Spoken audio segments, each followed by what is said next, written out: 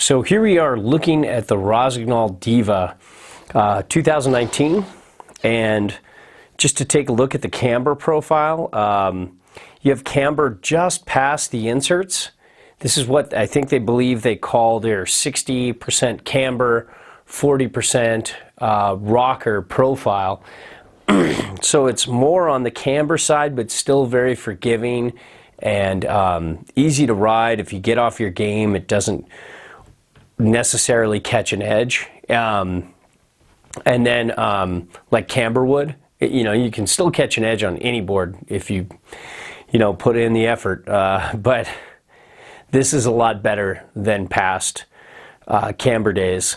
A lot of, I think they call it elite all mountain camber profile. But anyways, or elite something. But anyways, a lot of the boards are 40-60 or like 20-80 or something like that, like something nuts where there's just a little bit of camber here, or camber to about midway through the insert pack. This goes a little bit past the insert pack to give you just a little more pop and drive. You can see there's a little bit underfoot here for this 144.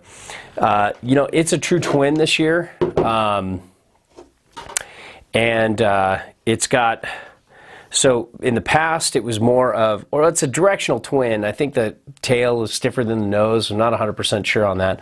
But it's centered stance. That's the main thing. So the centered stance profile means that you can't set this board back as much as you used to. So it's more of a mountain freestyle twin now that has strong all mountain aftertaste. So, and here's an example of why. Like, usually you can get back a little bit more on board, but let's just talk, reference stances. They're so nice to give you the reference stance of 20.5, right? Now, if you set it all, and that's with a normal binding. If you have a mini disc, it'll be a little different. You can probably slide it out to work. Now, using regular discs, you're looking at 21.25 if it's set all the way back. For stance width wise, and then you're looking at just about 18.5, maybe a touch more, and then but not quite 18.75, so we'll just call it 18.5, and then just about 16.25, actually a little bit more, but so we'll just say you're looking at about 2.5 inches back on board, which isn't bad. But isn't amazing when you compare it to many of the all-mountain boards out there.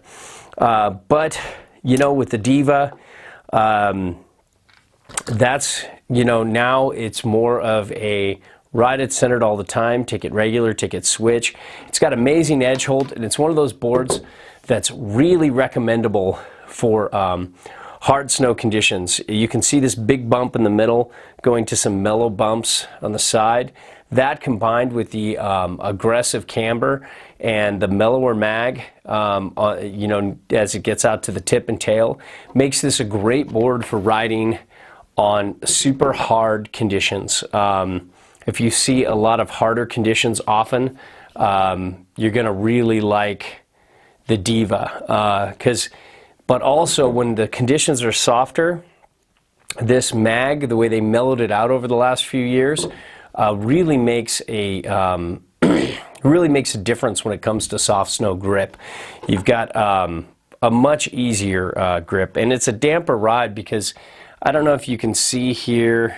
I don't think I can get it in the light, but there are like urethane strips or rubber strips that dampen out the ride. It just kind of goes, yeah, maybe you can see it, kind of goes right along here throughout the entire board, and ever since they've done that, it has dampened up the ride, and they like it. And then you probably already checked Steph's opinion above, so this was just a quick and dirty to kind of show you like how far you can set it back, what the camber profile is like here on the table, and